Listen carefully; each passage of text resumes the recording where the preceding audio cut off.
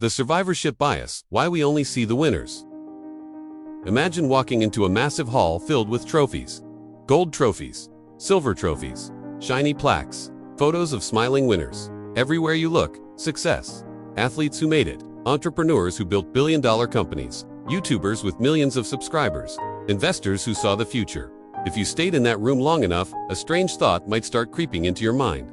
Wow, success seems pretty common, maybe even inevitable. Maybe you'd start thinking, if they did it, why can't I? But here's the problem. That room is a museum of survivors. And outside the building, there are millions of invisible stories that never made it inside. Welcome to Survivorship Bias. One of the most dangerous illusions our brains love to believe. The invisible graveyard of failure. Human beings are natural storytellers, but we're also terrible historians, because we rarely record the failures. Think about the books in a bookstore. You'll find titles like 10 Habits of Billionaires, How I Built My Startup in 6 Months, The Morning Routine That Made Me Successful.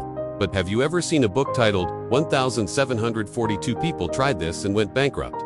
No, exactly, because failure doesn't sell as well as success. It's like social media. Everyone posts their vacation photos.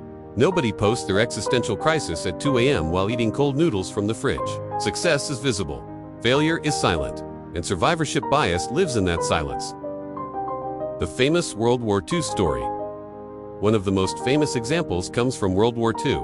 During the war, military engineers were trying to figure out how to reinforce bomber planes. Planes were returning from missions riddled with bullet holes. Engineers mapped the damage.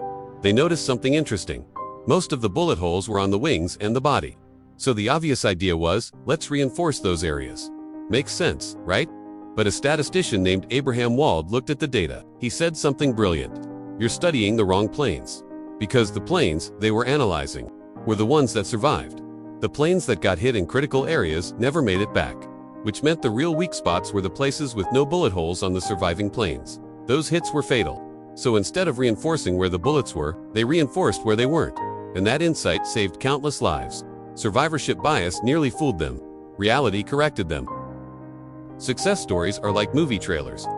Think about startup founders. You often hear Steve Jobs started Apple in a garage. Mark Zuckerberg dropped out of college. Elon Musk took huge risks. These stories become inspirational legends. But survivorship bias quietly edits the script. Because thousands of startups also began in garages. Thousands of founders also dropped out of college. Thousands also took huge risks. And most of them failed. We don't hear about them because there's no documentary titled, Guy Who Tried a Startup and Now Works in Accounting. Success stories are like movie trailers. They only show the exciting parts. They don't show the hundreds of disasters that never made it to theaters. The dangerous advice machine. Survivorship bias becomes especially dangerous when it turns into advice. Imagine a billionaire giving a speech. He says, I succeeded because I took massive risks. The audience writes it down. Take massive risks. But that advice might be incomplete. Because we're only hearing from the person who survived the risk. The thousands who lost everything are not giving speeches. They're paying off debt. This doesn't mean the billionaire is lying. His story is real. But it is not the full data set. It's a sample of survivors. And if you build your life philosophy on survivors alone, you might be learning from statistical luck. But here's the thing. You used to have to buy a ticket to a seminar to hear this kind of biased advice. Today, that dangerous advice machine has been miniaturized, digitized, and shoved right into your pocket 24/7. Social media, the perfect habitat for survivorship bias. Now let's bring this into the modern world. Social media. Scroll through your feed and you'll see people launching startups, people traveling the world, people quitting their jobs to follow their passion, people becoming influencers overnight. It creates a subtle narrative. Everyone is living a brilliant life. Which brings us to a phrase that has been floating around recently. What if life isn't brilliant? It's a question that hits a nerve. Because we are constantly surrounded by the highlight reels of survivors. The internet has turned survivorship bias into a 24/7 reality show. You see the people who made it, you rarely see the millions still figuring things out. So when your own life looks ordinary, you might feel like you're losing a race you didn't even sign up for.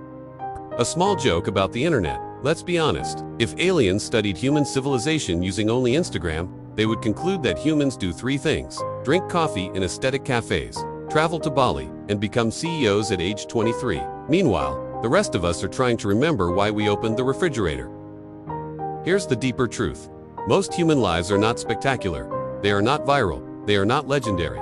They are quiet. And that's not a failure. It's simply reality. The survivorship bias distorts our expectations. It makes us think life must be extraordinary to be meaningful. But history is built by millions of ordinary lives. Teachers, mechanics, farmers, parents, people who wake up, do their work, care for others, and go to sleep. They don't trend on social media, but society would collapse without them. When survivorship bias becomes toxic. Survivorship bias becomes harmful when it leads to two dangerous beliefs. First, if I fail, it means I'm not talented enough. Second, if I'm not extraordinary, my life is meaningless. Both are illusions. Failure is not proof of incompetence. Sometimes it's probability, sometimes it's timing, sometimes it's randomness. Success is not always the result of perfect decisions. Sometimes it's a combination of skill, luck, and surviving long enough. As the saying goes, history is written by the winners. But reality was lived by everyone. Imagine walking into a casino. You see someone hitting the jackpot. Lights flashing, coins raining down.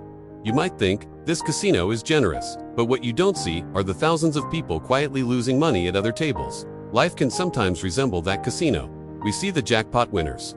We rarely see the statistical background, and survivorship bias makes the jackpot look common. A different kind of success. So let's return to the question, what if life isn't brilliant? Here's a thought.